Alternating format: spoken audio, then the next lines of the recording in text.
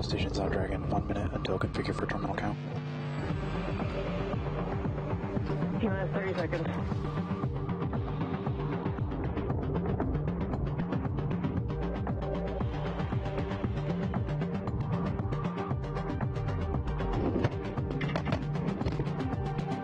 Minus 15 seconds. Falcon 9, go for propel loading. Dragon is in countdown. 5, 4, 3, 2, 1. Ignition.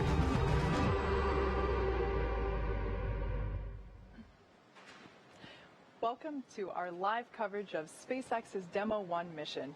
If you're just joining us, Dragon has performed its final departure burns from the International Space Station and is on its way back home to us. Today's mission actually began back on March 2nd when Dragon launched from Kennedy Space Center in Florida. Following that successful launch, Dragon arrived at the space station and docked with the orbiting lab on March 3rd. Dragon's return to Earth will mark the third completion of SpaceX's first demonstration mission for NASA's Commercial Crew program. While there are no astronauts on board Dragon today, this demonstration mission represents an important milestone as we approach our first crewed mission later this year.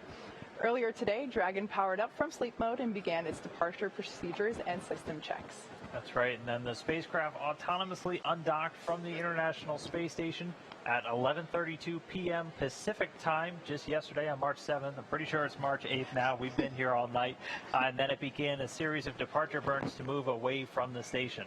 We're going to be bringing you live coverage of the rest of the mission from the moment that Dragon jettisoned its trunk to the deorbit burn all the way to that splashdown, which we're targeting for 5:45 a.m. Pacific time, with Dragon scheduled to splash down about 230 statute miles east of Kennedy Space Center.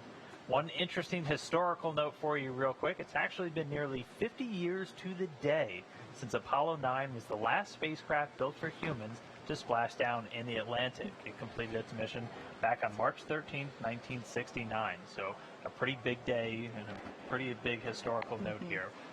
Unfortunately, due to a communications blackout, we're not going to be able to show you every step of Dragon's journey home, but we're going to be bringing you live status updates as it goes through the phase of things like the deorbit burn and the trunk separation, and we've been getting some pretty great views from the recovery ships out there, so we should have good views of Dragon as it comes down towards the water. Yeah. Now, in this next phase of the mission, Dragon has a series of steps to complete before it returns home. First, Dragon will jettison its trunk, like Dan just said, which is the cylindrical, unpressurized part of the spacecraft. We do this as the trunk is no longer needed to complete the mission. Yeah, that's going to be coming up in about 15 minutes or so. And like we said, we can't show every part of this for the mission, but we are going to be listening to the flight control teams. Again, we have one here right behind us in Hawthorne, and they're the ones basically monitoring all of Dragon systems just like they've been doing since it lifted off 6 days ago.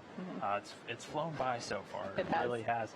But we're going to be listening in and giving you the updates as they come in. Now, if you've been following along so far this morning, you might have seen us on the earlier webcast last night, this morning. It's hard to tell what time of day it is at this point. But you saw Dragon complete a series of burns. There were a number of departure burns away from the International Space Station that Dragon completed, which allowed the spacecraft to move further and further away from the station in a series of choreographed maneuvers. Everything went really well, and like we said, now we're just awaiting for that trunk separation. And after that, we'll have a pretty exciting deorbit burn and a splashdown. So we're looking forward to all that. Yeah, at this point, the Dragon spacecraft is well below the International Space Station and quite a few kilometers ahead of it at this point. And that's just to make sure once that trunk's separated, it's not on the same orbital plane, basically, as the International Space Station is. So that'll be the next major milestone coming up. And then that deorbit burn, which we'll go through all of those times in just a little bit. But it's going to be about a 15-minute firing of those thrusters on Dragon. And that's just basically going to take it out of orbit. So it's going to fire these thrusters until that trajectory is basically pointing it right back down in the ocean, in the Atlantic, where we're landing a spacecraft built for humans for the first time in 50 years. So this is going to be a really exciting morning. And like I said, we'll be bringing you some pretty great views. The sun is up already over on the East Coast, so we'll have a nice daytime splashdown. as someone who has seen this specific vehicle get built over the last couple of years, it's pretty incredible to, like I mentioned earlier in today's webcast, to actually see the astronauts on board the International Space Station floating in and out of the capsule as they were opening the hatch, and that was very exciting. And then upon the departure burns earlier, to see the imagery from the station as Dragon was leaving, it was just incredible. We had some amazing shots, and we've seen the artistic renderings for a couple of years now, what it would look like when Dragon was on station, and to finally see it was just a wonderful moment in terms of those of us that have had so many hours put into this spacecraft. It almost didn't look real when Yeah. you see it, when you actually saw it flying out there. But I mean, since it departed, that happened early in the cruise day on board the space station, so they've since moved on to a bunch of other tasks. They actually woke up about an hour before Crew Dragon undocked, as they're operating on Greenwich Mean Time, so it was early in the morning for them. But they did offer some great words as Dragon undocked and flew away once it was outside of the approach ellipsoid, so about a kilometer or so away from the International Space Station. And as Kate said, it executed all of its departure burns. It executed 4 departure burns following that initial separation, basically taking it out in front and then up around and then finally out beneath the International Space Station, where it's now on its orbit awaiting this trunk separation and eventually the deorbit burn. Yeah. So in terms of SpaceX history, this demonstration mission is incredibly important, as it's, like I said, the demonstration of our crew program. Interestingly enough, the Dragon spacecraft that's hanging behind me here in Hawthorne, California, SpaceX headquarters, is similarly the same demonstration mission of our cargo program that we've been operating for NASA for the last couple of years in terms of the cargo resupply missions to the International Space Station. So who knows if the Demo 1 capsule will also be hanging behind us here in Hawthorne. I don't think we have the structural support for that, but in terms of what you see behind me, it's similar in terms of historical referencing for the importance of today's mission. And that capsule actually already has another mission on the books for it. SpaceX is planning to use it in their ascent abort test coming a little bit later this year. That'll be between Demo 1, which we're about to wrap up today, and Demo 2, which will be the first flight that we actually have our astronauts on board that spacecraft. Bob Behnken and Doug Hurley, the 2 NASA astronauts, will be the first one to take Dragon into space. And the ascent abort, that will be a pretty cool test to see. I wouldn't want to be involved with it because that's a lot of G-forces, but it'll be really important for us to be able to demonstrate the ability for the capsule to leave the vehicle in an urgent need to do so. So we're all looking forward to that test flight, as it's also something we've been working towards for the last couple of years. And yeah, that should be coming up in a couple of months here. Yeah, and that'll be the second abort you guys have done, because you did a pad abort test already with the Dragon spacecraft. So basically just really putting the vehicle through all of the paces, all of these different abort tests, missions like this one right now, all ultimately with that goal of sending humans to the International Space Station on a Crew Dragon. Yeah. Something else really interesting about today's mission, and in fact the commercial crew program going forward in terms of SpaceX's approach to landing the capsules, we are landing them in the Atlantic, like we mentioned earlier, whereas the cargo resupply mission Dragon capsules have all landed in the Pacific. So today is really exciting. We're really pumped to bring you footage of our recovery team as we pull Dragon out of the Atlantic Ocean. It's a lot of firsts today. It's been a lot of firsts all week, and to say the adrenaline has been pumping around here is an understatement. Yeah, we even had a crowd earlier this morning behind us gathered down at the control, and there's even more crowd. now. Yeah, now it's 4:30 in the morning here on the West Coast, but the crowd is already starting to gather here at SpaceX headquarters. But interesting note, normally those cargo Dragons landing over in the Pacific, and while this vehicle ultimately designed for crew, it's also carrying some cargo. It carried about 400 pounds of cargo up to the International Space Station, and it's been packed with a little over 300 pounds for the return trip home. And that's broken out across a couple of different areas. One of the more interesting ones, and one of the ones NASA's really keen on, is it's bringing back what we call utilization, so some science samples. It actually has 2 bags. They're basically like coolers on board that are packed with these cold bricks that we're able to put science samples in. So the ones that are coming back home today using some of the human research projects on board the International Space Station. Is we like to say the astronauts are experiments themselves. We're always poking and prodding while they're up there just to see how the human body changes and reacts in microgravity. And a lot of the samples from a couple of those projects are coming home on Dragon today. Also bringing home a couple of radiation monitors, and one thing that our program manager, Kirk Sharman for the space station program noted, it's also going to have a fan pump separator on it, and that's actually a piece, it's a piece of the spacesuits, the EMUs, the extravehicular mobility units. I'm from NASA, and we still use way too many acronyms, and it's a piece that actually failed on orbit some time back, and they're bringing it home to take a look at it. It was since replaced with a spare unit, and we do have some spacewalks coming up in March. So very busy time in space right now, but right now kind of all focused on watching this Dragon come home. So the next milestone that we have coming up in about 7 minutes is the trunk separation. We will take a break for a few minutes while we await that, so stay tuned, and we'll see you in a couple.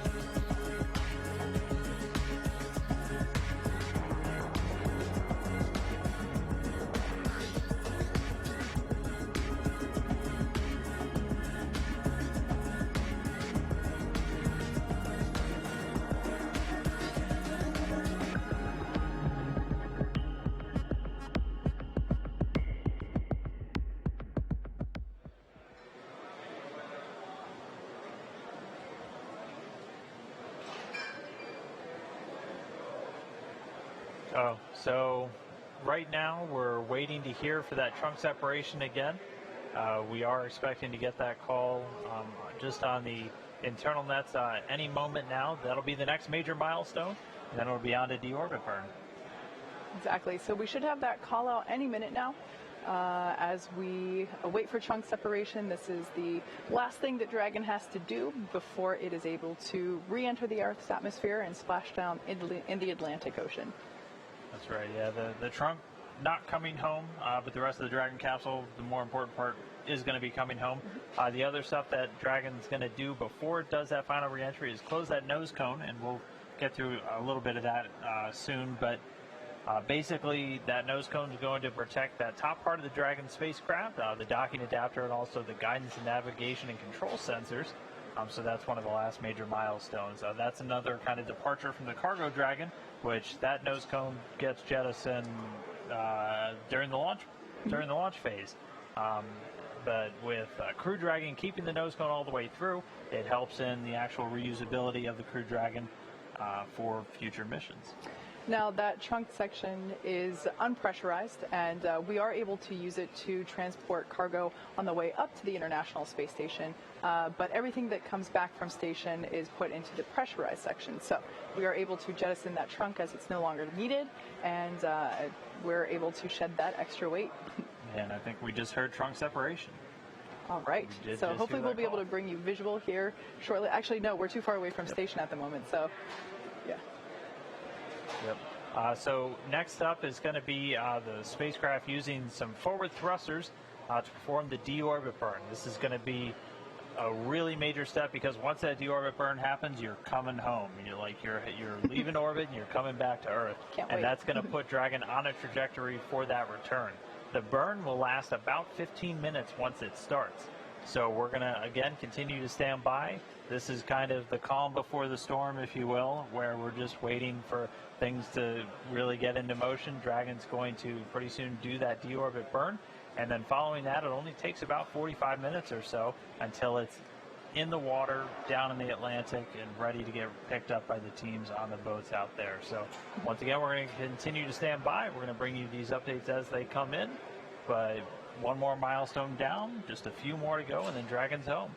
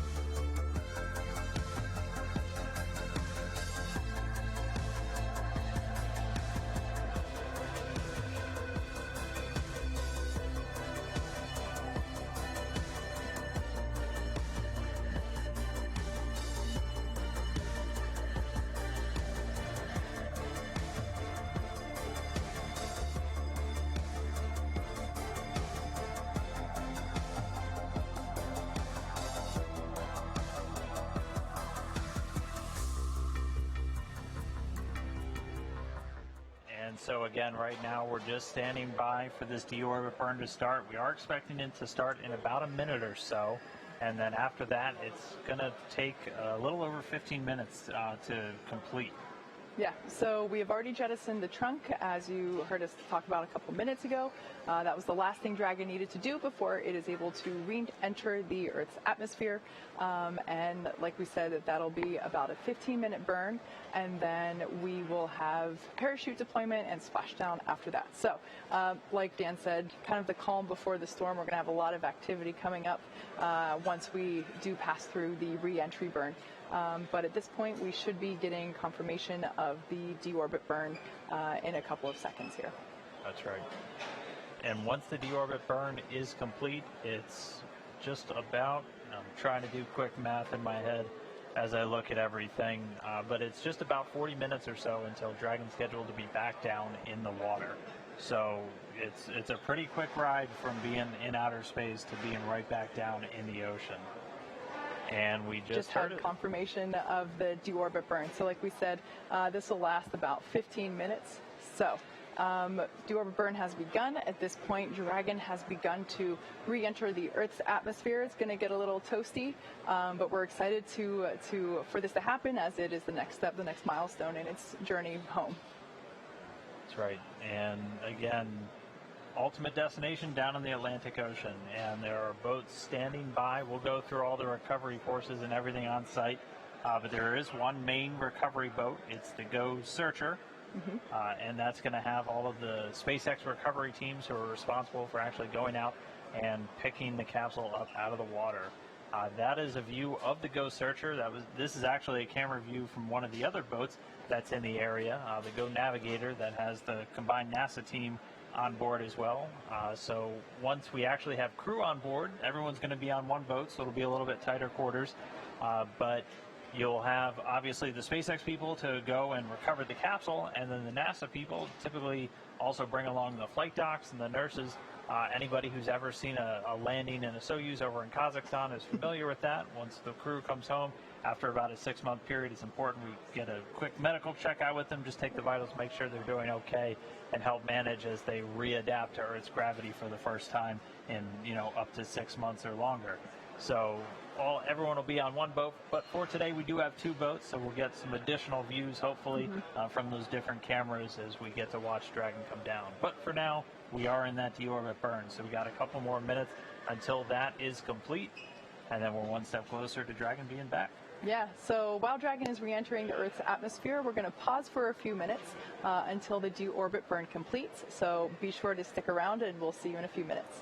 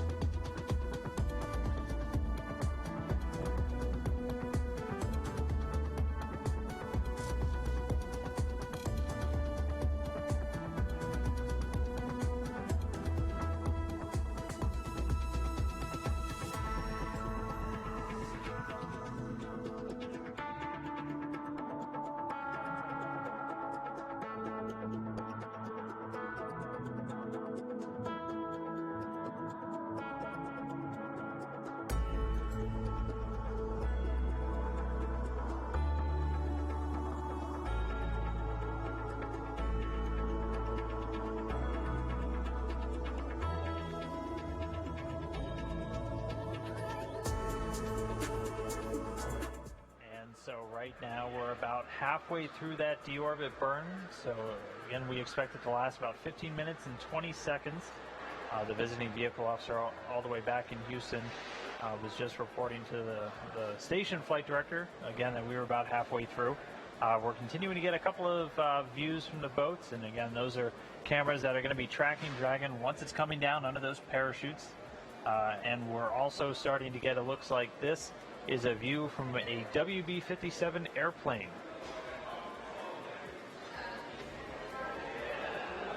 And so we have a number of assets out there off the Florida coast. Again, there's two ships rather, both with tracking cameras on board.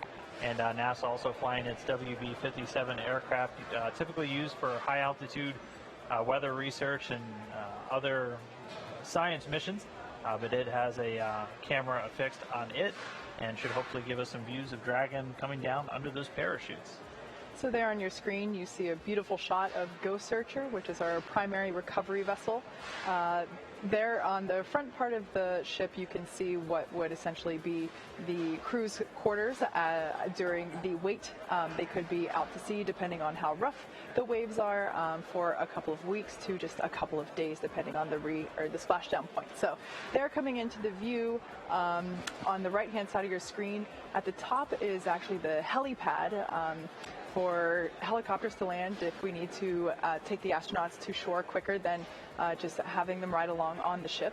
And really something that I just absolutely love about this vessel is underneath that helipad are actually medical quarters. So we're able to get the astronauts checked out immediately after egressing from the capsule, and we're able to check them out there and give them a warm welcome, not on land yet, obviously, but it's just such an incredible vehicle there that we're able to sustain so much activity while we're waiting for the astronauts to splash down, and then obviously once they are on board. It's also important to note, so right now the teams are about 200 or so, give or take, nautical miles off the coast. That won't be the case when we are bringing crew members back. That landing zone much closer in. I think it typically ranges out about 20 to 24 nautical miles or so away from the port. So that gives them the capability to then get back in within just a couple of hours instead of a little over a day that it's looking like it's going to take the teams to bring Dragon back after this mission. There we have some views from Dragon as it is re-entering the atmosphere. It's pretty dark in space. Yeah, we're still in the midst of that deorbit burn. We're expecting that to take about 5 more minutes, so that's pretty unique, getting views from the spacecraft while that deorbit burn is still underway. But again, this is just the final maneuver, that final firing of those Draco thrusters, just to bring Dragon out of orbit and set it up on a trajectory to ultimately splash down over there in the Atlantic, where, as you were just seeing, the recovery teams are standing by, ready and waiting to receive.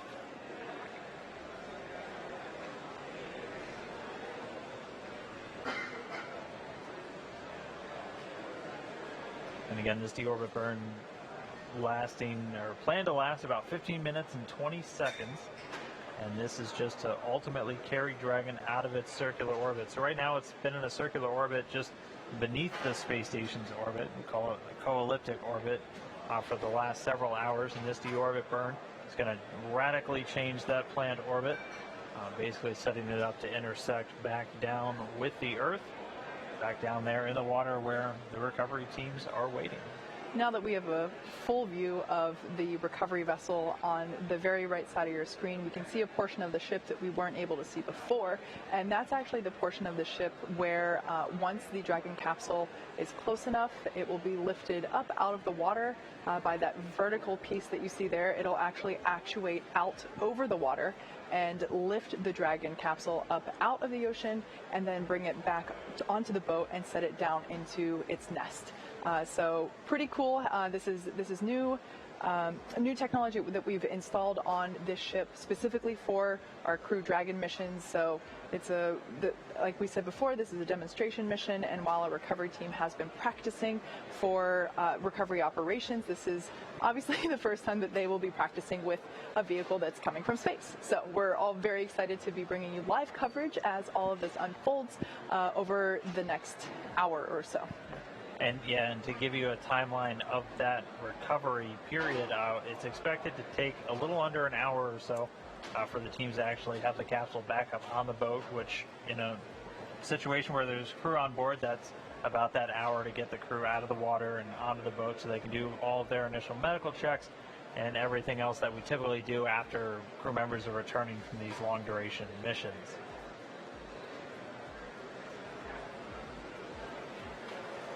The waves looking pretty calm though, looking like really good conditions out there in the Atlantic. Again, they're a little over 200 nautical miles off the coast of Florida, and they'll ultimately be bound back for Port Canaveral, where the spacecraft's going to get brought back in and handed over to the SpaceX teams there, where they're going to begin processing and then pretty much getting ready to turn it around for that ascent aboard. Yeah. We've been monitoring the recovery weather conditions over the last several days, and now that Recovery Day has come upon us, we can see that we have beautiful skies and really, well, in my unprofessional nautical knowledge, relatively calm seas by my eyes. But you know, it's really difficult to be able to predict what the weather is going to be like at sea very far in advance. So we're all very happy to be able to have clear imagery of the recovery team as we make progress here. I feel like we've lucked out with Florida weather so far on this mission. All right, and we're here, and there's about 1 minute left in this deorbit burn, so just about done with that. And again, this is just that final maneuver to begin bringing Dragon out of space and down to the ocean. You're still getting a couple of views from on board the Dragon spacecraft. That's what you're looking at right now.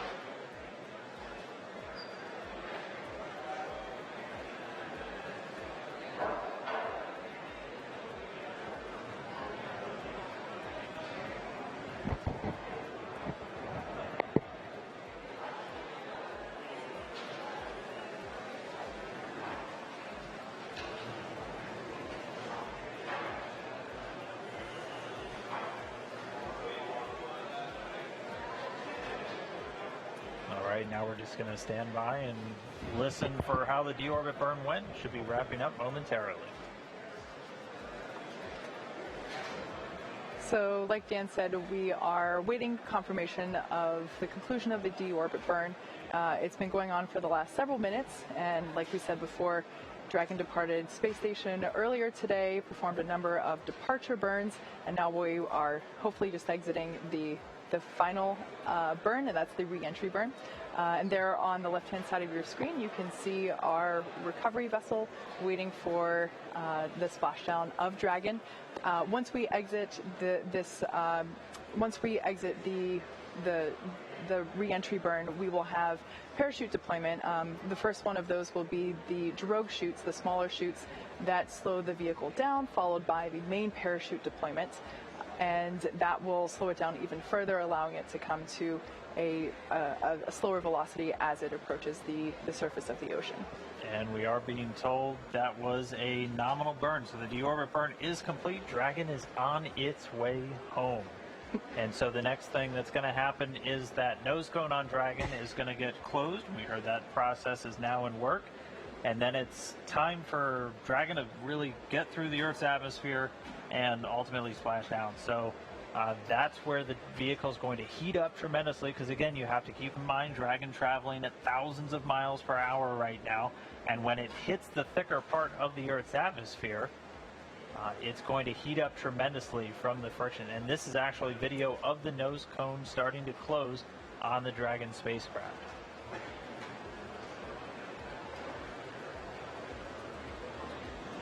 And again, that nose cone just closes to protect that top portion of the vehicle from all of the re-entry events, not only the re-entry through the Earth's atmosphere, but also once it's down in the water.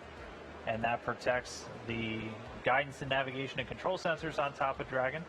and also that docking ring that it uses to attach to the space station. So again, what you're seeing right now is the nose cone closing on the Dragon spacecraft as we await for it to re-enter the Earth's atmosphere.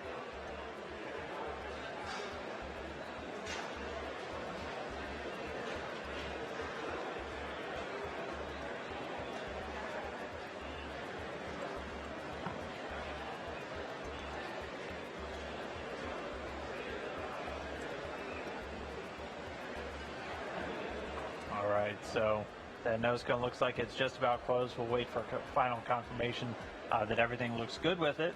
But then pretty soon we're going to be looking towards the actual entry interface. So that's, again, where Dragon starts hitting enough atmosphere that it's going to start heating up. Because right now it's still high enough, even following that deorbit burn, that it's still not feeling those effects. But the atmosphere is going to get thicker as it starts to descend, and that's going to heat the vehicle up. That's why you always have this heat shield on the bottom of these spacecrafts, and that's why a lot of them are in this conical shape. As a lot of engineers I've talked to, they like to say physics haven't changed since the 1960s. When we made the spacecraft back then, it was for that it was that shape for a reason, and so that's why it's so common to see this capsule design. Just because of how you re-enter the Earth's atmosphere, it makes a lot of sense. So we just heard confirmation that the nose cone hooks have begun the process of securing the nose cone into place prior to that re-entry burn. That's right, and so there's actually an anticipated time where you lose signal with the spacecraft, and that's just because as you're re-entering the Earth's atmosphere and you go through that intense heat, plasma actually builds up on the outside of the spacecraft, and you can't send or receive signals from there. So it's very common when there's people on board, you'll lose the voice communication between them and the ground, and you'll lose all the telemetry or the data streams that you have coming from the spacecraft to rooms like the Mission Control Center just behind us here in Hawthorne. So that'll be coming up. We're expecting that to happen at about 5:33 a.m. Pacific. So coming up in just about 20 minutes from now. Exactly, and so after we are able to get through that phase of the mission, like we said before, following that will be the deployment of the parachutes and then splashdown. Right. So just a quick recap in case if you have just joined us recently. We have departed from the International Space Station. Dragon completed a series of 4 departure burns in a slowly choreographed maneuver, and now we have already jettisoned the trunk of the Dragon spacecraft.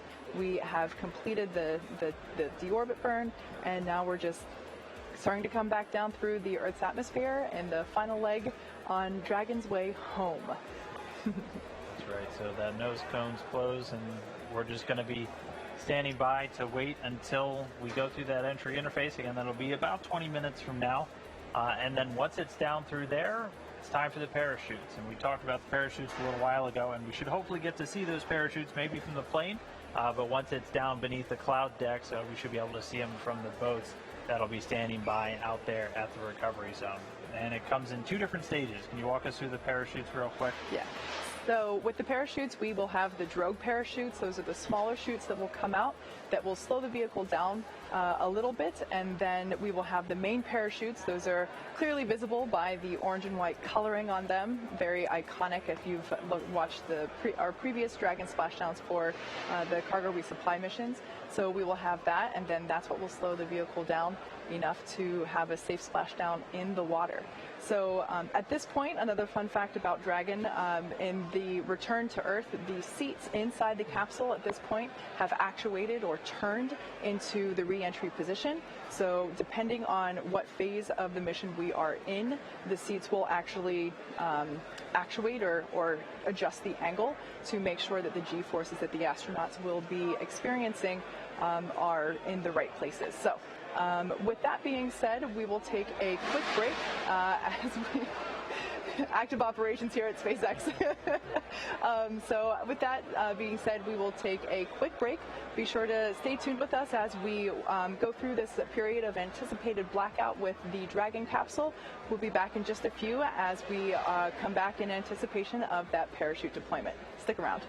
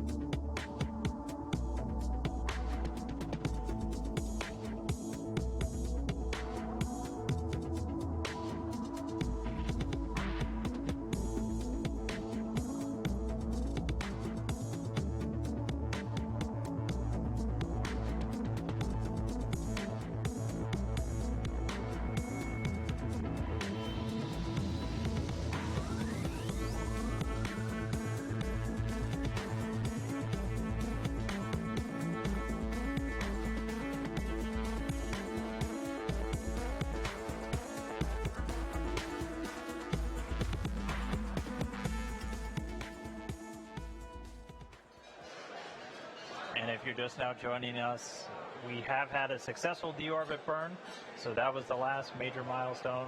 We've also confirmed that the nose cone is closed, the hook's all engaged, and so now we're just waiting for Dragon to begin making its way through the Earth's atmosphere. That deorbit burn lasted a little over 15 minutes and was reported that it was done successfully, no issues, and Dragon is now on its way home. We're continuing to get some pretty great views from the boats out there in the splashdown zone. We're also going to be on the lookout for some video possibly from an aircraft that we have in the area. One of NASA's WB-57 research planes is going to be trying to get some views of Dragon and the chute deploy and actually coming down under the parachutes. There are some clouds in the area, so the boats might not see it right away, but once it's underneath those cloud decks, they'll have some pretty great views of it coming down. So there on your screen, again, you can see our primary recovery vessel. That is, well, there it went.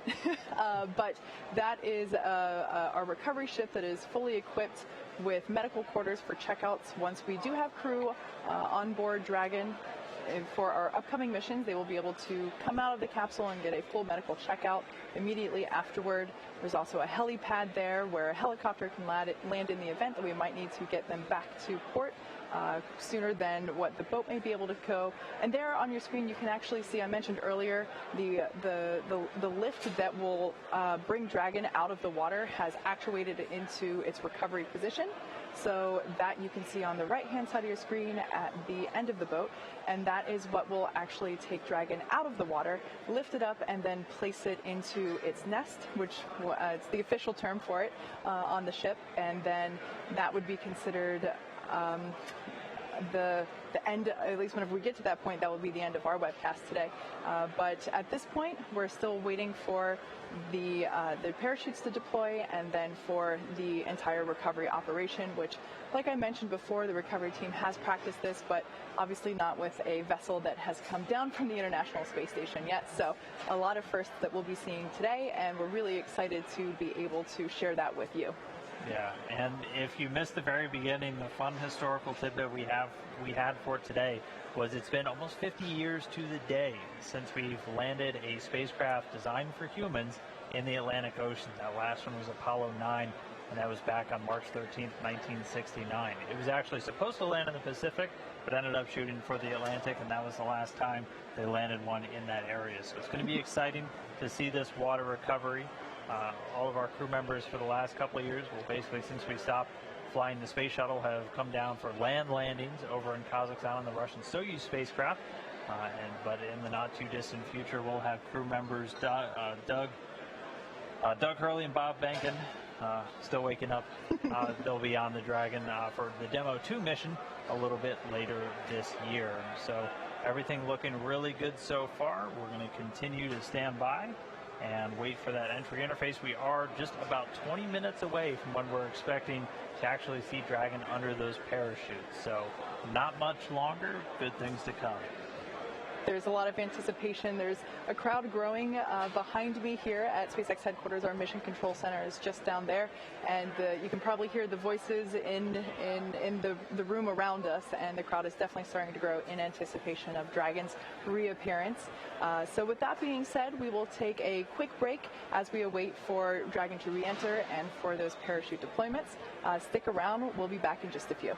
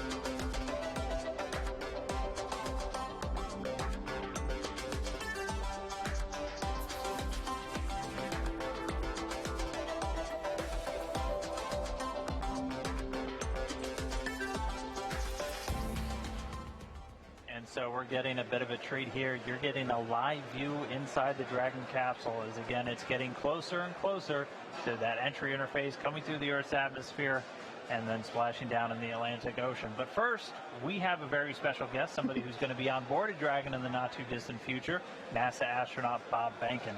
Bob, thanks for being here. Thanks for taking a couple of minutes. I know you're following along with the teams. There's a lot of excitement. How are you feeling about the mission so far? Well, I think I said this before when we were out here for the ascent phase and docking. Just super excited. You know, of course, this one is the precursor for our mission that's upcoming here. And so when this one's done successfully, we'll be one step closer to our flight. That's awesome. Yeah. So what is in store for you between now and that flight? What kind of preparations do you have left to do? That's a great question. We have a significant amount of training that we need to go through. So we'll walk through all the various phases of flight. So we'll do pre-launch. We'll get suited. We'll do that here in Hawthorne in the Buck. We'll do a walkthrough at the Kennedy Space Center, actually on the launch pad. Learn a little bit more about the emergency escape system if we should need that prior to launching into space. And so we'll walk through all those different scenarios. Then we'll head back out here again for a couple of other events associated with docking and, of course, with the reentry. And so we're getting views inside the Dragon spacecraft, and I mean, a camera's okay, but it can't do the real thing justice. What's it like to be like in a spacecraft when you're coming back through and everything's heating up? Yeah, there's a couple of pieces of coming back through the atmosphere. The first one is really emotional for those of us who've seen a lot of spacecraft come back. It's just it's very special to kind of go through that experience, and it's a physical thing as well, as you actually see the light from the atmosphere as it heats up the external portions of the spacecraft. You see some orange lights flickering, the plasma kind of go past the windows. The windows will be down near our feet on this vehicle. That'll be our closest view out the window per se, but it's definitely something that we'll be able to see and know the outside of the vehicle is going through something pretty severe, and we'll be hoping it takes care of us as it takes us through entry. That's incredible. I can't even imagine what that experience might be like. It's remarkable. Again, there's the physical piece of it. You can, sensations that come in with the light, but there's also the emotion of knowing that you're taking all that energy that you put into the vehicle to get it into orbit. It's all got to come back out so that you can get back to the ground safely. So it's been a while since you've been to space. Is there anything you're really looking forward to when you get to the space station? Anything like what's your bucket list once you get back up there? For me, when I get back to the International Space Station, I really am looking forward to seeing it completely complete. I was pretty close with my flight. We put the cupola on the underside of the space station. One of the things close to the construction complete on the International Space Station. So I'm looking forward to getting back in there and actually experiencing sunrises and sunsets again. They're just remarkable from on orbit. Not quite the same as they are from the ground, and can't get that anyplace else. Last question for you. I'm sure you've been following along on social media. You've seen the photos of our zero-G indicator. Now, he's not coming back until you bring him back for us, so you'll have a little bit of time to play with him while you're on station. Is there anything that you would like to teach little Earthy while you're up on station with him? Yeah, that's a good question. I didn't actually realize that little Earthy was going to stay on board the space station until Lee Rosen, one of your folks here at SpaceX, come and let us know when we sat down to watch undocking, and he said, "Hey, we're going to need Earthy back. You got to bring him back." And so I think our plan is to have him teach us. He's going to welcome us aboard probably when we get there. And I think Ann and David and Oleg have trained him up well. So hopefully he can walk us through the emergency brief, and he's a full-fledged station crew member by the time that we get there. Well, it definitely looks like he's been getting a crash course in just about everything. Yeah, he should have it all, and he ought to be able to transfer it to us. That's part of being a crew member that arrives and takes over responsibilities on the International Space Station. That's very cool. Well, we certainly look forward to him coming back as well as you and Doug in our Demo 2 mission in a couple of months. So it'll be very exciting. Very much looking forward to it, as you might imagine.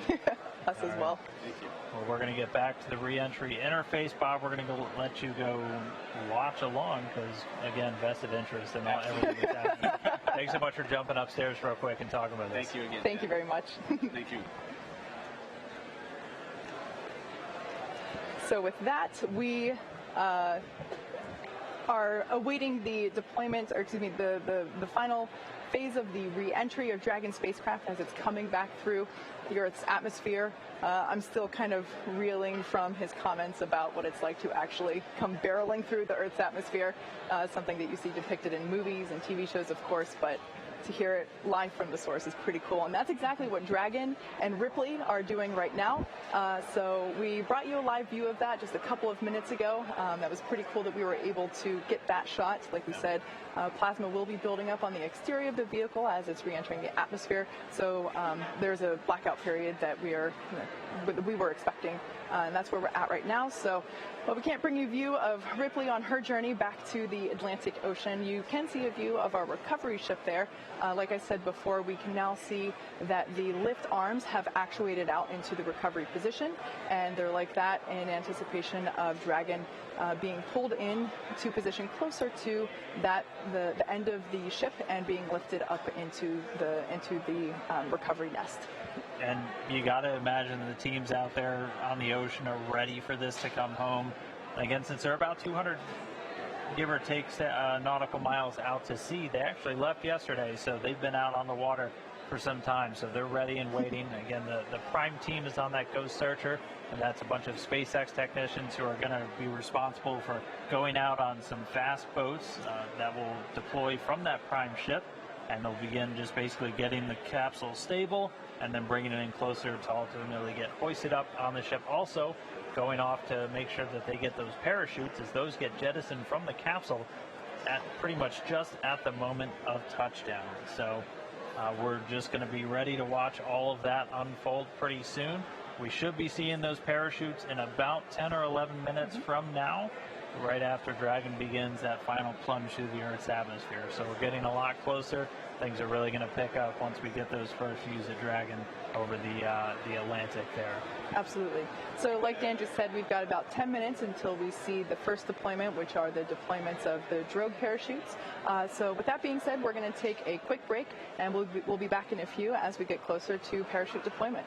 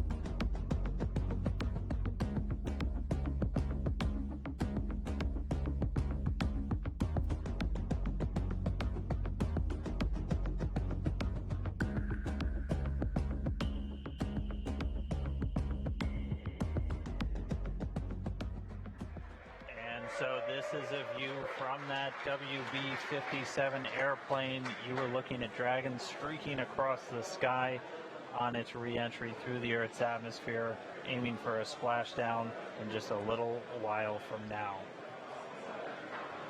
So it's pretty exciting that we get this shot right now, as it is our first view from planet Earth of the Dragon capsule since it lifted off from Cape Canaveral just several days ago. I will say this is a pretty rare treat to be able to see this here. And again, this video is coming from a NASA airplane that we're flying around that recovery zone there, a WB-57. It's commonly used for a lot of atmospheric studies and other science missions, but able to put a tracking camera on it to try and get this re-entry through the Earth's atmosphere today. We're hearing that they should have AOSO acquisition of signal back with the Dragon spacecraft. Right now it's about 46 kilometers in altitude. Yeah, so just for orientation purposes, if you've seen our launches previously, you might be familiar with the angling of this as takeoff. Reminder, this is re-entry. The plane is below the Dragon spacecraft and the camera's looking upward as it's coming over the spacecraft. So it looks like from the orientation of the imagery there that Dragon is going up, when in fact it is still coming back down towards Earth.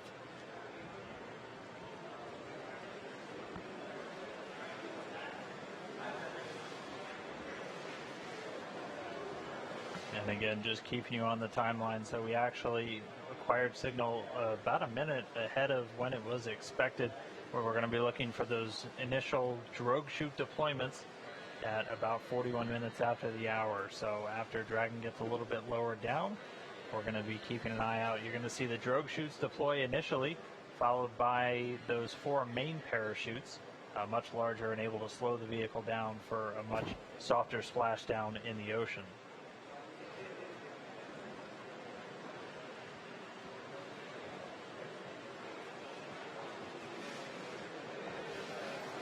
We should be getting that drogue chute deployment in just about 2 minutes now.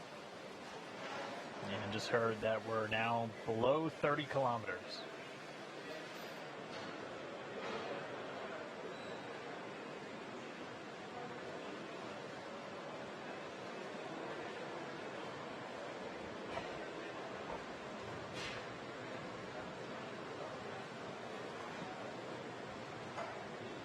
And if you're just now tuning in, this is Dragon.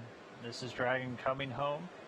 This is from a camera on board a chase plane there at the landing zone over the Atlantic, about 200 or so nautical miles off the coast of Florida. We're under 30 kilometers, continuing to descend. The next milestone we're going to be looking for is parachute deployment.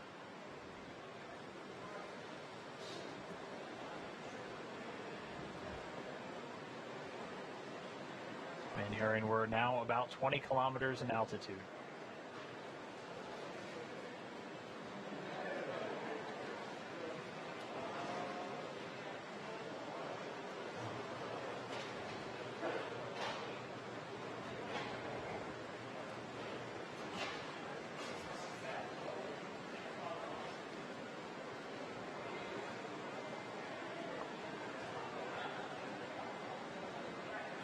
The Dragon spacecraft continuing to descend. It's now subsonic, so already starting to slow down thanks to the aero braking, basically slamming into that Earth's atmosphere, causes a lot of friction and allows the vehicle to eventually reach its terminal velocity, basically.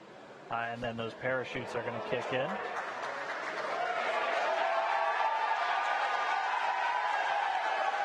So there you have visual confirmation of the deployment of our drogue parachutes. This is the first of 2 parachute deployments.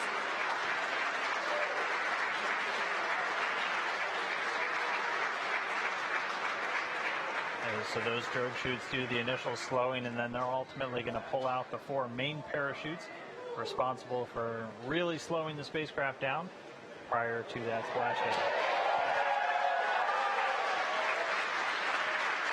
You can hear cheering here at SpaceX headquarters as the employees that have gathered around our Mission Control Center are sharing the same view as you. What a gorgeous shot of Dragon coming back down.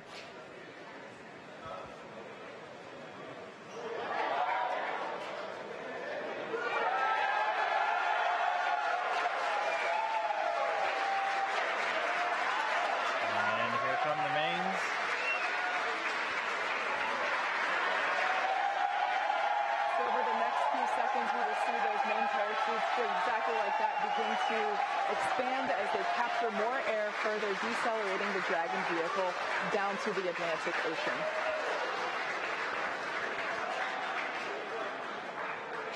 Really can't ask for a more picture-perfect shot than that. And yes, all 4 chutes now deployed. It's going to continue to descend. It's going to continue to slow down and then ultimately splash down in the Atlantic there. We're now under 1 kilometer in altitude.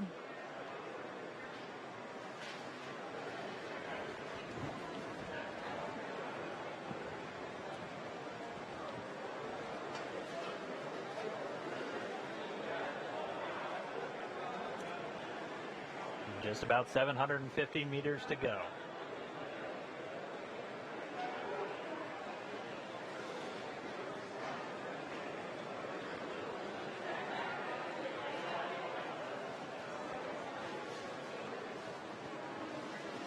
In case if you're just joining us, you can see on your screen there, Dragon has just re-entered the Earth's atmosphere after departing from the International Space Station. We have a gorgeous shot of 4 healthy parachutes deployed and slowing the vehicle down as it is approaching the surface of the Atlantic Ocean off the coast of Florida.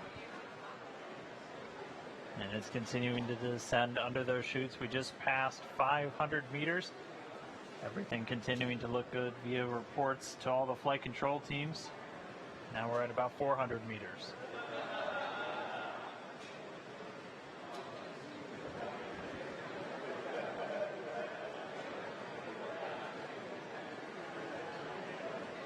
And just passing 300 meters, continuing to descend. We might be right on time. We were planning on splashing down at about 5:45 a.m. Pacific, and we're getting real close to that bingo time. Just past 200 meters.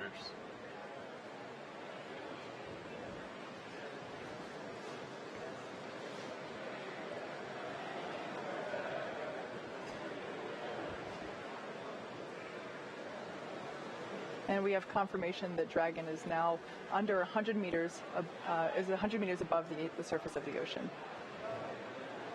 So next up, standing by for splashdown.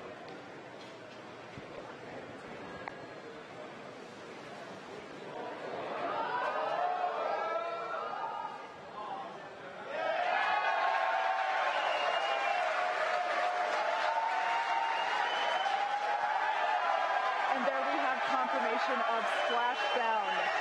Dragon has returned to planet Earth. It is now back home, and you can see on your screen our 2 fast boats racing out to the capsule, now in recovery. That splashdown came right on time, 5:45 a.m. Pacific, 8:45 a.m. over on the East Coast. The teams that have been ready and waiting, they were staged just a few nautical miles away. They're going to start moving in now. You can see those 2 fast approach boats already speeding their way towards the capsule.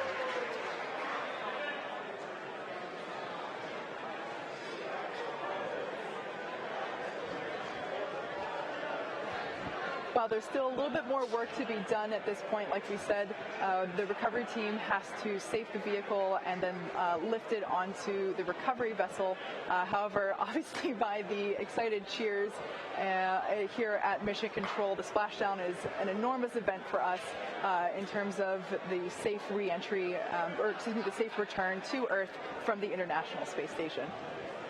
That's right, and you'll notice 2 boats on their way. 1 boat actually responsible for beginning to safe the vehicle and get it ready to go up onto the boat. The other one's going to go off and collect those parachutes as those 4 main chutes actually get jettisoned away from the spacecraft as soon as the vehicle detects that it's splashed down in the water. But if you missed it, I'm really sorry because that was really cool to see. But Dragon did splash down at 5:45 a.m. Pacific time, 8:45 a.m. over there on the East Coast, where they're now moving in on Dragon spacecraft in the water, ready to recover it. Exactly. So like we said, the recovery team has been ready and waiting for a Dragon splashdown. It's been quite the morning. evening. Dan and I have been here since yesterday night, bringing you coverage from Dragon departure from the International Space Station now all the way down to Splashdown. So it's a great next milestone, and we are excited to bring you coverage of the recovery operations as well. But we have a few minutes before that happens, so we're going to take a break momentarily, and we will continue bringing coverage as the recovery operations progress.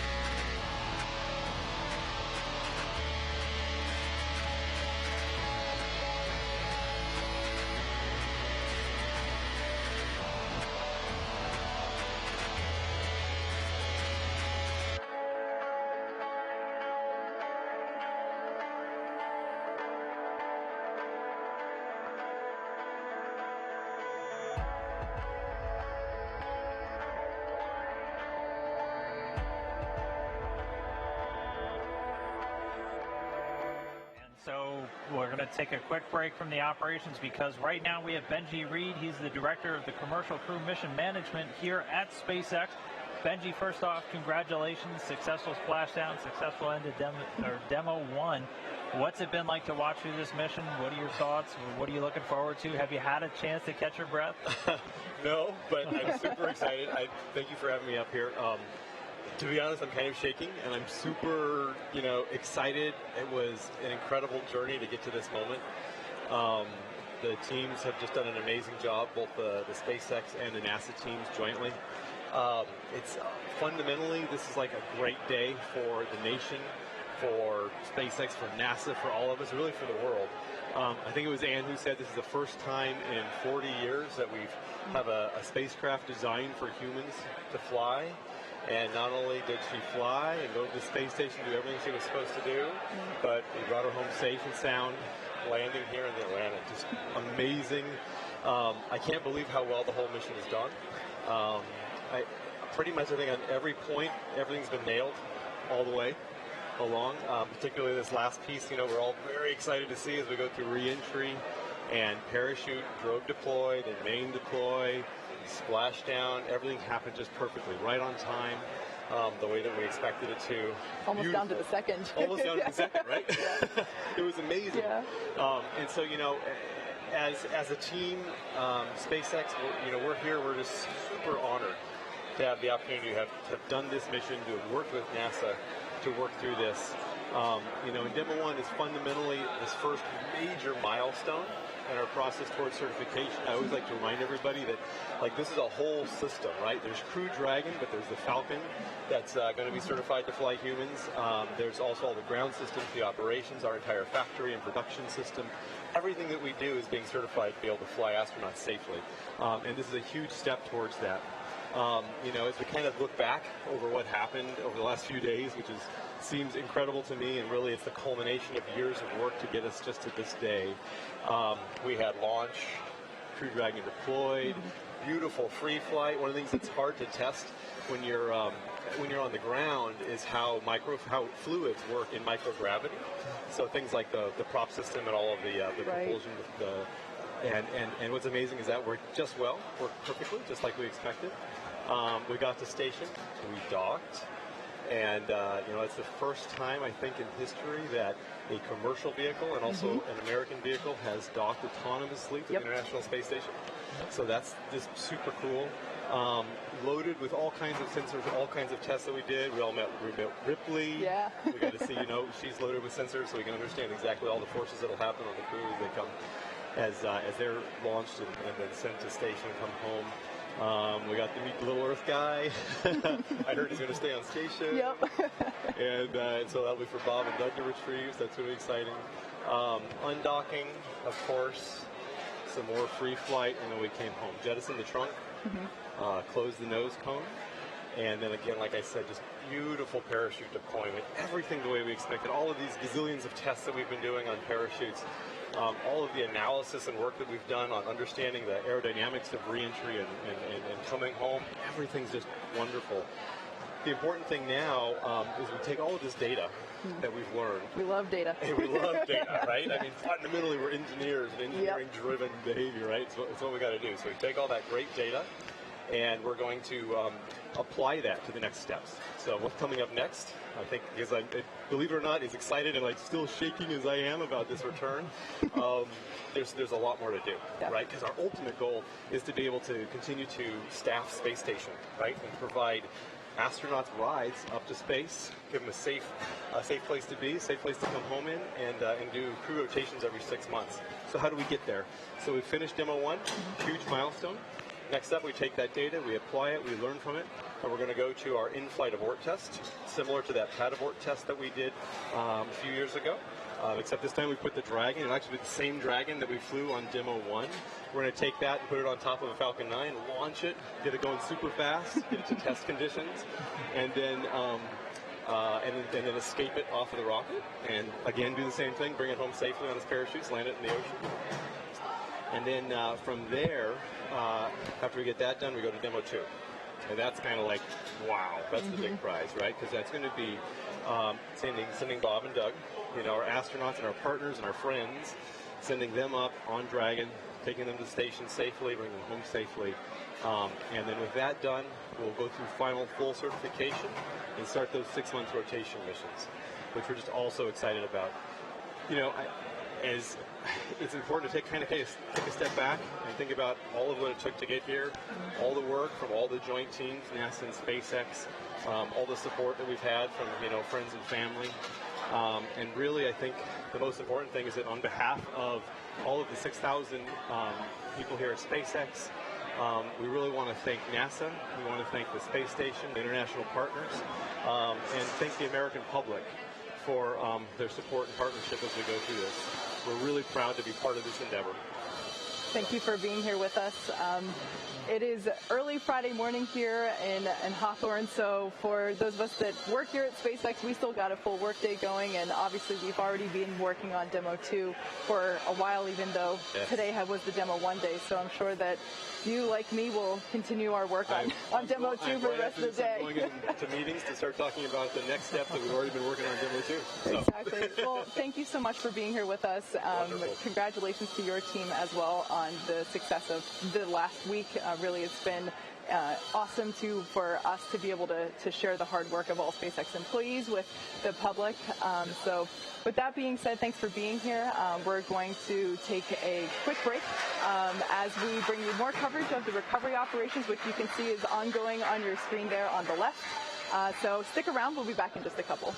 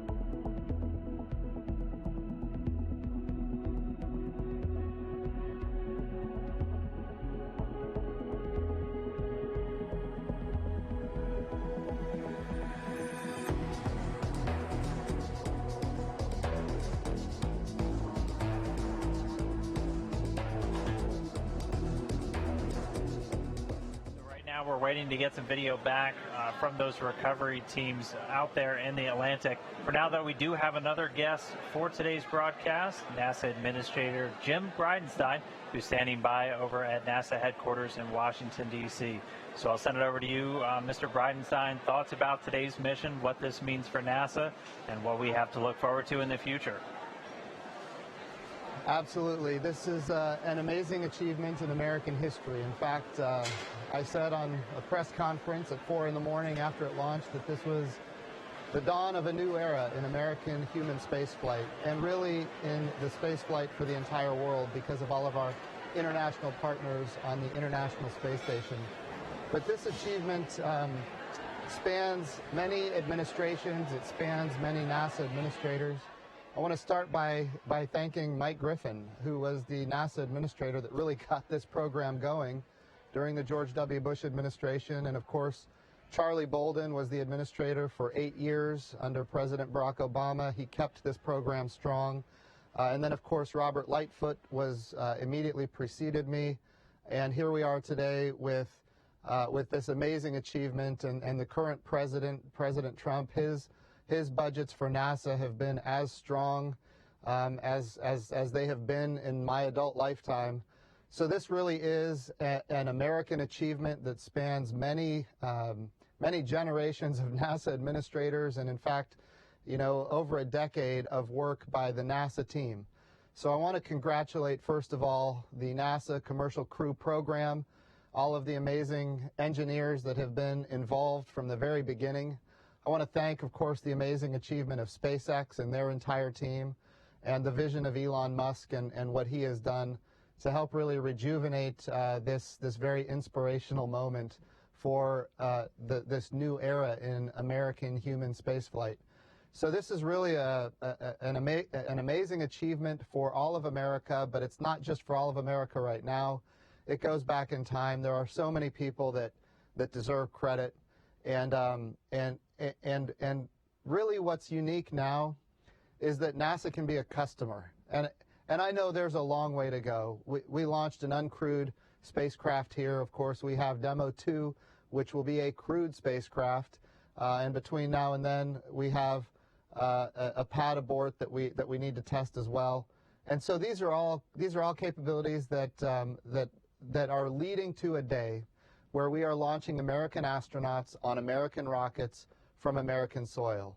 I have heard, when I was a member of Congress, I heard over and over again, how do we keep constancy of purpose? Because it seems like we lurch from one administration to the next and changing visions and changing budgets. How do we keep constancy? Well, this is a perfect example of a program. When we talk about these things that NASA does, it takes, in many cases, decades to achieve this kind of capability. And the constancy of purpose here for all of these years is important. But now NASA can be a customer. We can be one customer of many customers for human spaceflight in what we believe will be a very robust commercial marketplace for space operations. And we're going to have numerous providers that are going to compete on cost and innovation. And of course, that's how we're able to do what we've seen now, where rockets are being reused. The idea that we can reuse rockets and drive down cost and increase access to space, just an amazing capability for our country, an amazing capability for the world. Just like we reuse airplanes, there's going to come a day when we're reusing rockets and spaceflight is going to become more routine. We're not there yet. We have a long way to go. But this is an amazing achievement in this path to really a sustainable return to the moon, quite frankly, which is my charge the President has given me to get us back to the moon. So we're driving down costs for low Earth orbit. We're commercializing low Earth orbit, not just with launch, but also eventually with space stations, with human activities where NASA can be a customer for human activities in low Earth orbit. And then we can use the taxpayer resources that are bestowed upon us. We can use those resources to do exploration, to go further, to go back to the moon sustainably, where we can stay at the moon and ultimately go on to Mars. And this is one small piece in that really grand vision, but this is no small piece. This is an amazing achievement in the history of the United States of America, and it just really exemplifies what we can achieve when we maintain that constancy of purpose.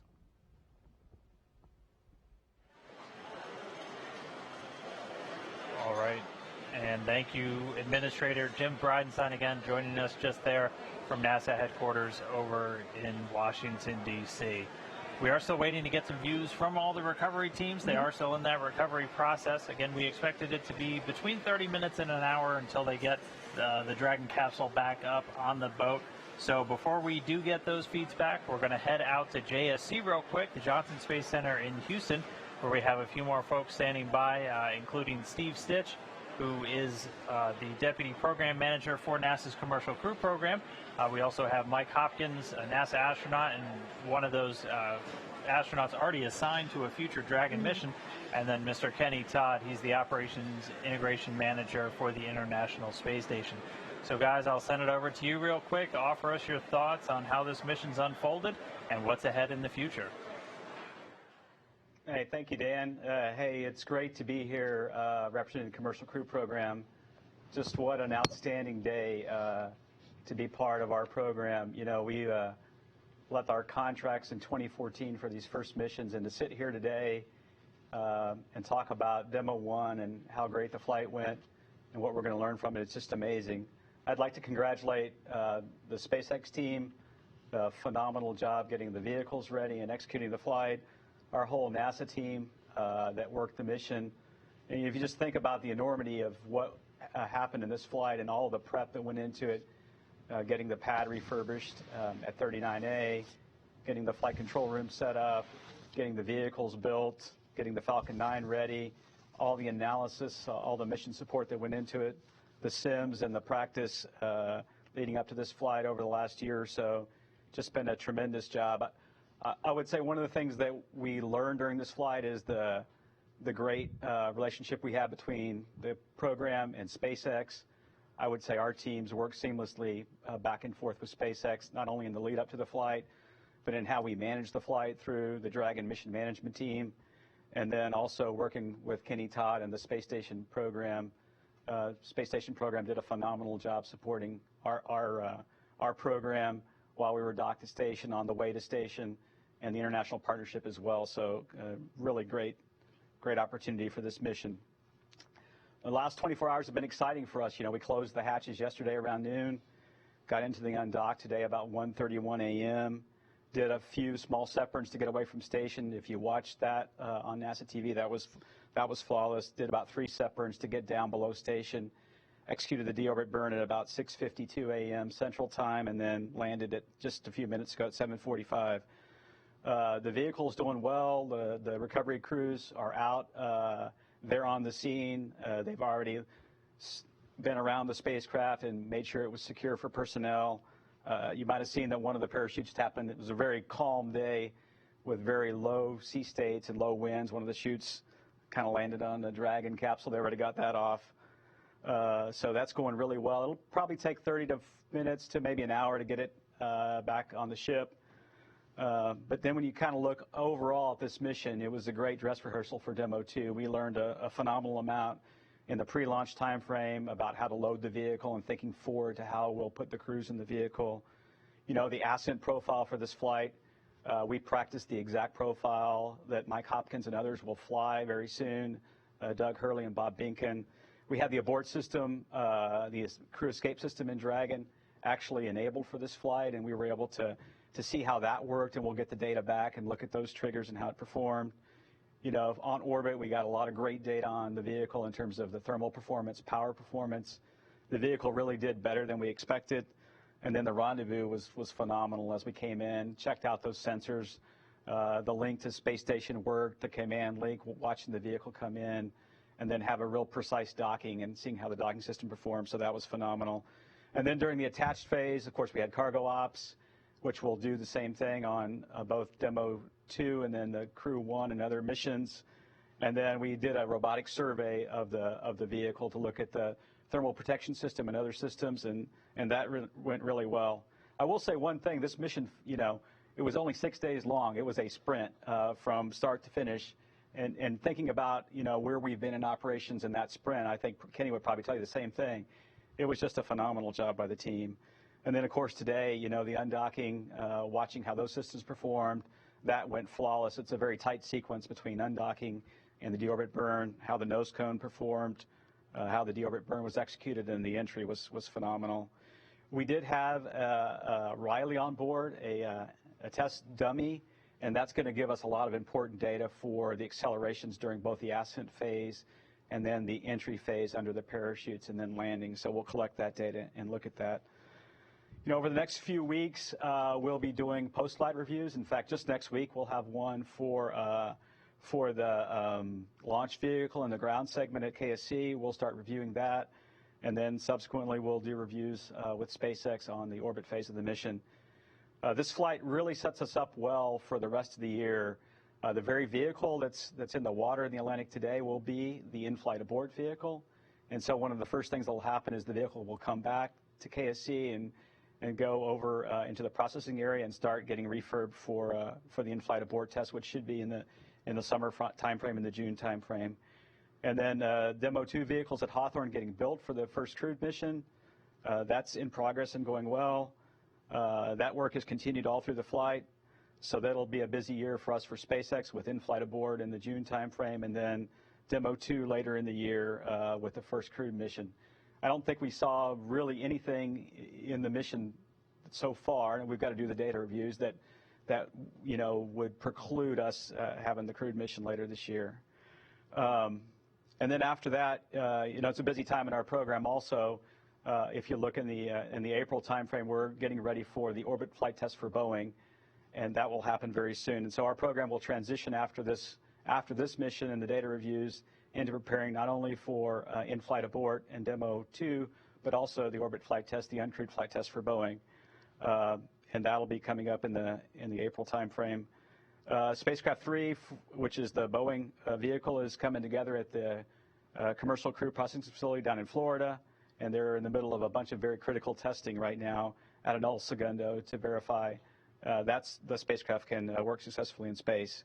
And then later on this year, we'll have the crewed flight test for Boeing as well. So if you just look at all the activities in Commercial Crew, it's a super busy time. In addition to this flight, we did, in the last few weeks, we did parachute tests for SpaceX and Boeing. And so if you look at all the activities to get ready for flying our crews, it's just a very exciting time. So again, congratulations to our SpaceX team and all the NASA people across the country that worked so hard for many, many years on this flight. It really sets us up for the rest of the year, and it's a super exciting time to be in Commercial Crew. Now I'll turn it over to Hopper. All right, thanks, Steve. So on behalf of the astronaut office and the crew, I'd like to also extend our congratulations to the SpaceX team, to the Commercial Crew team, to really all of NASA, and to everyone that was involved in this major milestone on returning human launch and landing capabilities back to U.S. soil. I think that's very exciting.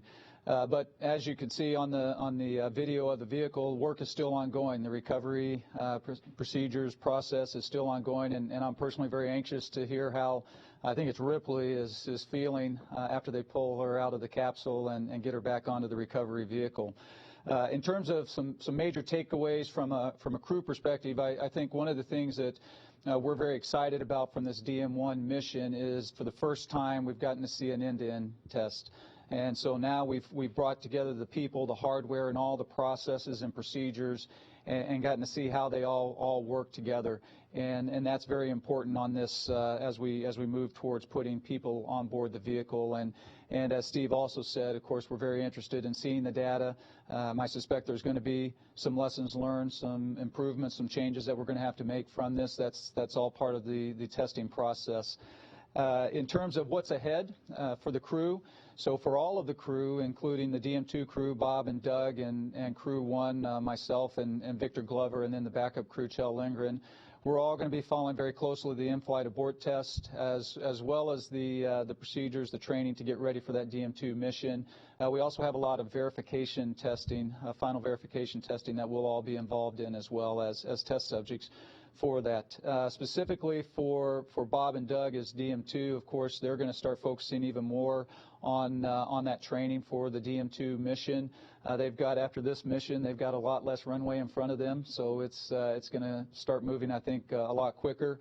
for the Crew 1 crew, the team, Victor and I, and even for Chell as the backup, we've got a lot of training, not only for Dragon, but also for ISS. Our mission is to not only get up there and return safely, but is actually to do some work for the ISS program while we're there.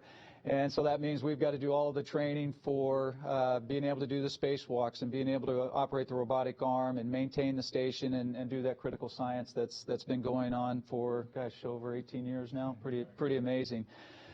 So that's what's ahead for us. I guess finally I'd like to just kind of emphasize that this mission, this amazing week that we've had, is really just one small step in this very methodical build-up approach that we've been going through, that the program has laid out, that the company has laid out in order for us to put people on board these vehicles and get them up and back to the station. And so, again, congratulations to the entire team, and over to Kenny. Thanks, Hopper. And just about any conversation you're going to have today with anybody around here is going to start with a congratulations. And so I'll certainly offer mine to Steve Stitch, Kathy Leaders, the Commercial Crew Program. Just a phenomenal effort.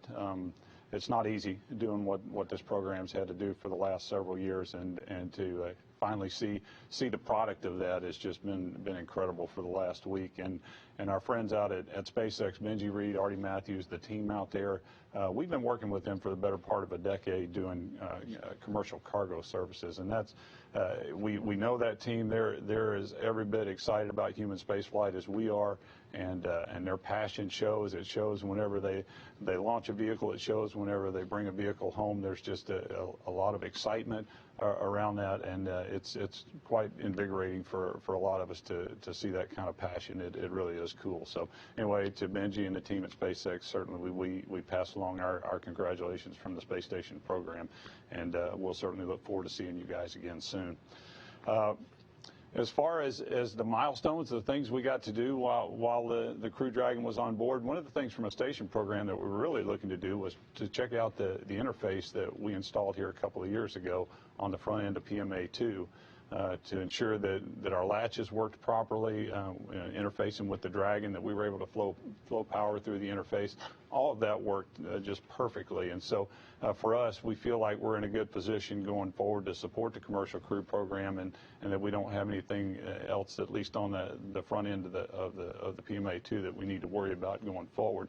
We are later this year going to install another docking adapter up on the Node 2 Zenith port, which will give us two ports to dock the Commercial Crew vehicles, and so we're excited to get on with that activity later on this year. So as far as the team, I talked to our team earlier this week, and I said probably in about a week from now we'll forget that we had a Crew Dragon on board, just because of what lies in front of us, and that is we have a new crew coming up later this coming week on Thursday. We'll see the launch of 58 Soyuz from Baikonur, and so we're excited about that. The team has already started to deploy there. The crew's there and ready to go, and so we're excited to get the crew back up to a size of 6 again. Again, just gives us more flexibility, the opportunity to do more science and work on the backlog that we have on board. So we're excited about that. And one of the first things we're going to be tackling as soon as we get back up to a crew of 6 is a set of EVAs. We can call it a triple EVA because, like it sounds, it's a set of 3 EVAs. We're going to do 3 of them in about 16 days. And so right after hatch open, we're going to be hard at work trying to put the final plans in place for those EVAs. And then shortly after that, we've got a couple of cargo vehicles coming up. In fact, another SpaceX vehicle, and also a Northrop Grumman Cygnus is coming on board as well during the month of April. So there's a lot going on. Again, we're very excited about what's happened this week, and next week we'll go tackle some of the stuff that's coming forward. But at least today and for this weekend, we want to celebrate this accomplishment with the Commercial Crew Program and the folks from SpaceX, and bask in the glow of that along with them and enjoy it.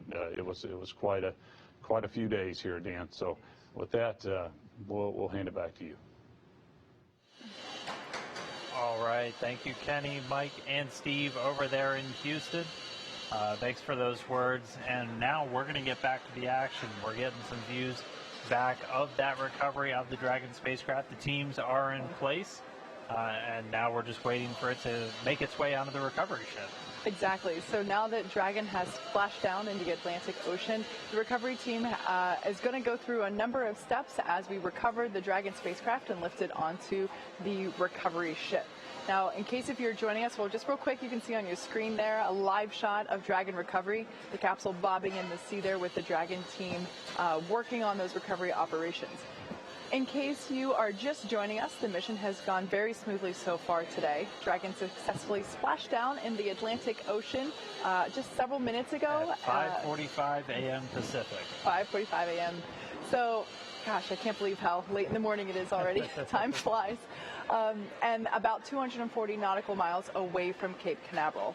Approximately 6 hours prior to splashdown, Dragon autonomously undocked from the International Space Station, completed a series of departure burns, jettisoned its trunk section, and performed its final burn, the deorbit burn, and placed itself on a trajectory toward the Atlantic Ocean. And this is actually a replay of that final descent from just a little bit earlier this morning.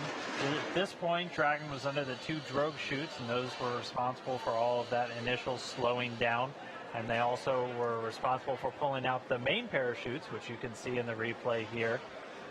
And those 4 main parachutes deployed successfully. We heard from Benji and also the teams during the action that they went exactly as planned, everything kind of happening exactly on the timeline too.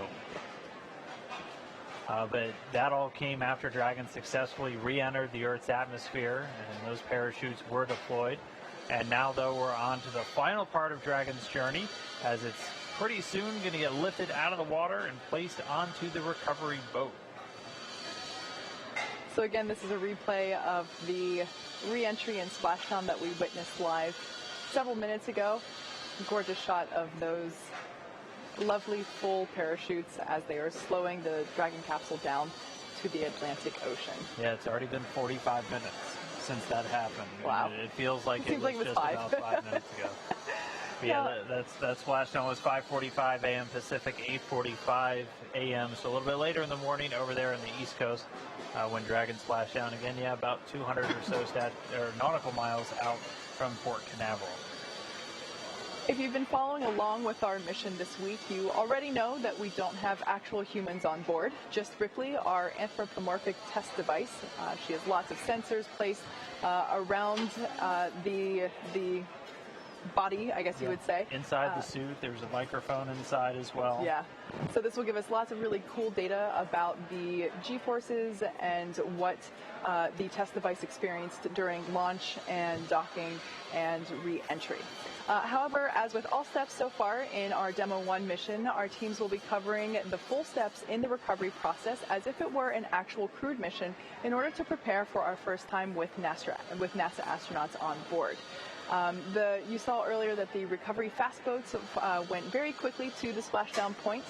Ghost Searcher, the main recovery vessel, followed along quickly, which you can see in your screen right now. Wow, it's a picture perfect day, so it's pretty great. So we're going to be watching as the recovery vessel gets closer to the Dragon capsule, and we'll be able to see it get lifted out of the ocean. That's a beautiful shot there. So our recovery crew has been already performed the safety checks that they do after splashdown. The vehicle itself safed itself as well as soon as it detected that it was in the water, and the team made sure it was safe to approach the Dragon spacecraft. And then upon that immediate detection of landing, Dragon automatically released all of those main parachutes, and that just prevents the wind from catching them and potentially pulling or dragging the spacecraft across the water. And those parachutes also get recovered. Another one of the fast approach boats was tasked with that immediately after splashdown. Following that successful parachute cutaway, Dragon automatically saves any of the pyrotechnics still present on the vehicle, and it can also automatically perform a couple of additional minor system configurations. The astronauts, if they were on board, would remain seated, so Ripley obviously hasn't gotten up right now on the boat, but she has not unbuckled her seatbelt yet. She has not unbuckled her seatbelt yet. The astronauts, if they were on board, would remain seated, and they stay in their suits at this point.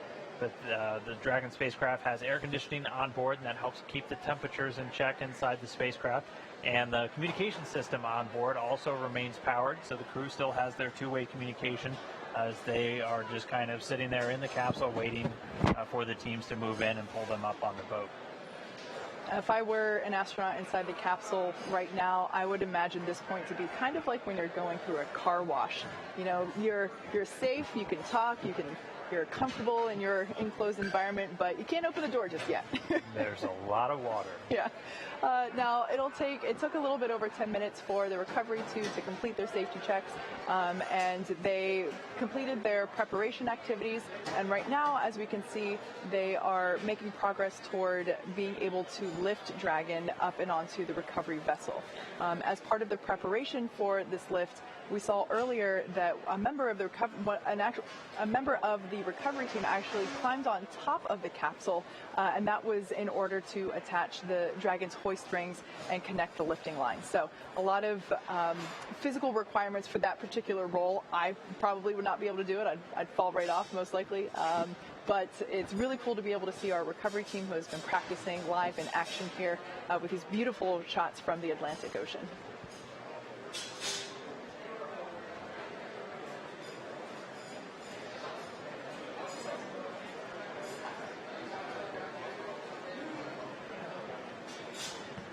And so for now, we're just going to continue getting these great views from the boats out there. This view is actually from one of the other vessels that traveled out to the recovery zone. This is from the Go Navigator and the combined NASA teams with a number of managers, flight docs, and other personnel that will be involved in kind of the game day operations when we have crew on board the spacecraft. They're on the Go Navigator.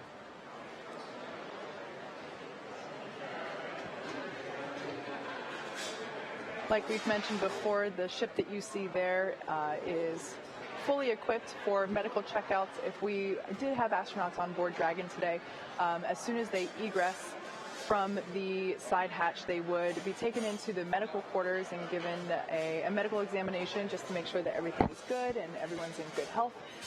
There's a helicopter pad on top of it. Additionally, due to unpredictable sea conditions, whenever we splash down, it might take the crew a couple days to get out and back from the splashdown point, and so the ship is also capable of housing the recovery crew for a couple of weeks, realistically, if absolutely necessary. Obviously a long time to be on a ship, in my opinion, but it's fully equipped, and I've been on that ship myself, and it's just incredible to me as someone that keeps my eyes towards the sky and not necessarily, water, ocean sickness. It's just incredible to me that we're able to have a vessel like this in our fleet, really, when you think of the full encapsulation of what a mission requires. It's not just going up, it's coming back down and back onto land safely as well. And this vessel is a great example of how we're able to do that.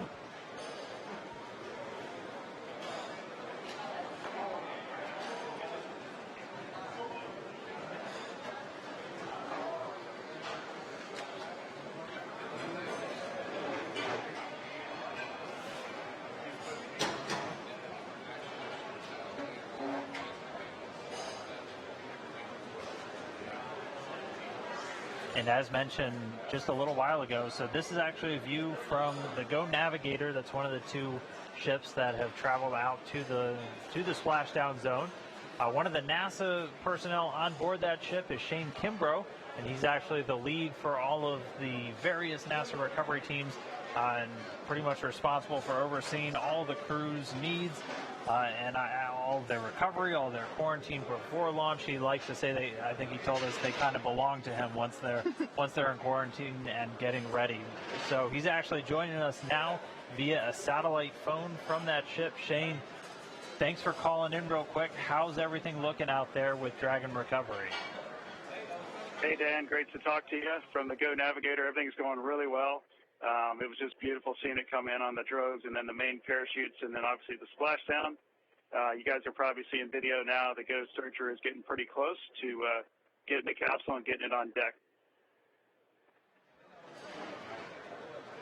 And so, Shane, what was the trip out there like? I know we're kind of at a landing zone a little bit further away than when we have crew actually on board, but how's everything look so far? Everything's been great. The crew's taken great care of us. It was about a 30-hour journey to get here to the splashdown zone, but we woke up this morning knowing we were only a couple hours away from all the action happening, so that was really cool, and now it's great to be involved in the recovery of Demo 1. That's awesome to hear. It was one thing for us to be able to watch it from Mission Control. What was it like watching Dragon splashdown with your own eyes, Shane? Absolutely incredible. I mean, there was a lot of excitement building on the boat, the 30 minutes or so prior to entry, and then once, one person saw the drogues open, everybody's yelling and pointing and all excited. So it was really, really neat. And from our perspective, it looked absolutely perfect. So I'm not sure what the data will show otherwise, but it looked really amazing. We have a beautiful day out here, very calm seas, and couldn't ask for better weather. And so, Shane, obviously you didn't come down in this capsule today, but you have come down in a capsule, but on land. What's this experience being out on the ocean been like? How does that really compare from when you touched down over in Kazakhstan? Yeah, good question. As we're sitting here talking, it's been, 45, 50 minutes in splashdown, and I'm thinking, you know what, there's a crew in there, and that's a long time to be waiting to get picked up, so we'll tighten up that timeline a bit, just knowing the crew's probably not going to feel very well at this point. And the sooner we can get you home and get them on deck and then eventually back on land will help their recovery process. All right, so we're continuing to get these views. What's kind of ahead for you and the rest of the teams? I know you said it's going to be about a 30-minute or a 30-hour boat ride back into harbor. Yeah, that'll be probably about the same going back. I think we'll be out here another hour or so, maybe 2 hours, just getting everything situated, and the SpaceX team on Go Searcher, once they give us the go, then we'll start heading back to port. And we're supposed to arrive late Saturday night back into Port Canaveral. All right, well, Shane, we'll let you get back to watching all the operations. I know you got a job to do other than talking to us, but I do really appreciate you calling in from all the way out there in Atlantic. It was a great splashdown, and we'll see you when you're back in Houston. Sounds great. Thank you, guys, and enjoy the rest of the scenes out here as you're getting them from the Go Navigator. Take care. All right. And again, that was NASA astronaut Shane Kimbrough. He's out with the NASA teams who are on a boat watching as the Go Searcher gets a little bit closer. Looks like pretty soon they're going to start reeling that Dragon in, and we're going to get to see it go up onto the Dragon nest.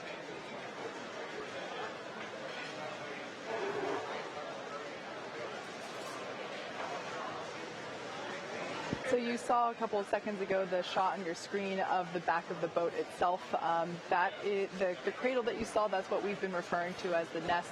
It's designed specifically for the Crew Dragon design, and that is exactly where, once the lifting arms have lifted the capsule out of the water, and it'll place it back down in that spot. And then that is basically where, if there were astronauts on board, that is the position in which they would be egressing from out of the capsule. Looks like we're getting closer and closer to the capsule. And it should be in range soon. As we've talked about, it's expected to be about an hour or a little bit less post-splashdown for the capsule to be back up on the boat. And as you kind of heard Shane talk about, really you just want to try and get the crew out of there and in a more stable environment as quickly as possible. And then you can actually start, take the boat and start heading back into port. And if you missed some of the data earlier in the show, they are a little over 200 nautical miles out to sea right now, which is why we were hearing it's going to take them about 30 hours to come back in. Once we have crew on board, that's not going to be the case. They're going to be in much closer to land, within about 20 or 24 nautical miles, and so that gives you the option to be back at shore in just a couple of hours. But as Kate pointed out earlier, there is a helipad on that boat. So if for any reason they needed to get the crew back much quicker, they could actually airlift them out and then bring them right back to dry land there in Florida. But the gap continuing to close. It sounds like operations are definitely picking up here in SpaceX headquarters if you're starting to hear some of that. But everything looking great so far. We should have that Dragon on the boat in just a little bit.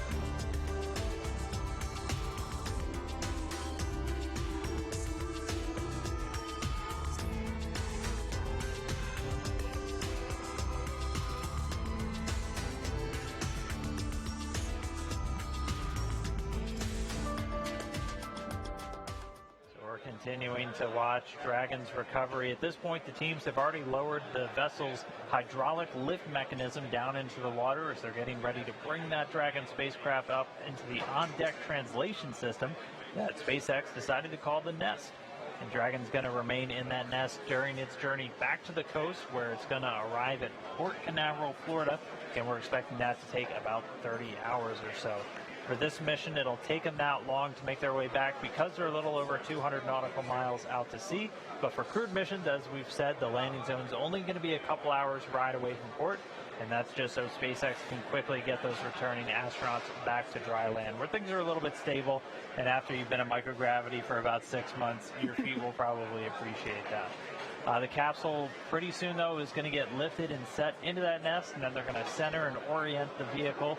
And Dragon will eventually get translated into the hangar aboard the ship so that the teams can open up the hatch. And for missions with astronauts aboard, we're almost at the point where the recovery teams would be assisting the crew to get out of Dragon. So we're almost there. That would happen shortly after they get back onto the ship. In aerospace terms, we call that the crew's egress from the spacecraft. And under the typical circumstances, the SpaceX recovery team is going to be helping out the crew of Dragon within 1 hour of landing. Yeah, so you can see on your screen there, Dragon is getting closer and closer to the back end of the recovery ship.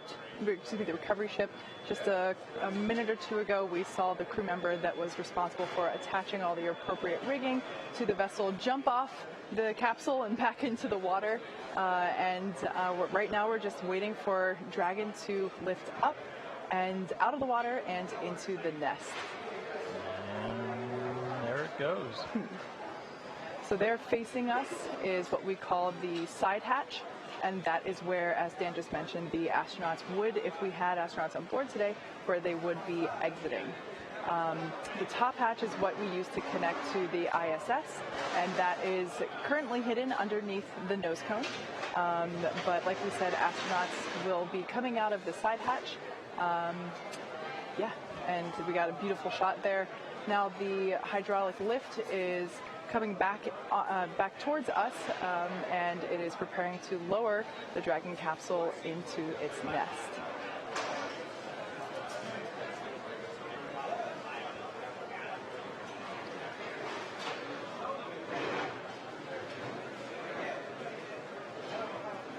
Like we said, we are treating this demonstration mission with the recovery operations as if there were actual astronauts on board. And of course, before we would be able to open the hatch, we would have to make sure that the spacecraft's cabin pressure is equalized with the outside environment before doing so.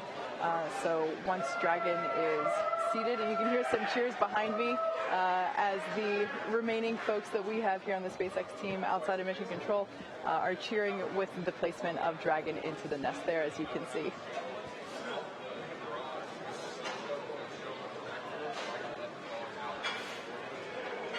You might also notice that the thermal protective system that we have on the outside of Dragon, if you were watching during launch, was a pristine white. Of course, upon re-entry, like we mentioned before, there was plasma, of course, as it re-entered through Earth's atmosphere. So we have a lovely toasted marshmallow there sitting in the nest of our recovery ship, which is, I just think it's such a cool view now that we're bringing the Dragon down, and we are obviously recovering our rockets, and it's just really cool to see that evidence of return back to Earth is really wonderful. Yeah, and we had fantastic luck with the weather today. The sea states were relatively calm by all reports, only a couple of clouds dotting the sky. Had great views of Dragon all the way down under its parachutes, even before its parachutes. We saw it just after that entry interface, and we were getting some really cool views from the WB-57 airplane. But with Dragon back on the boat, that's about it for us. We're just now at about the end of this mission.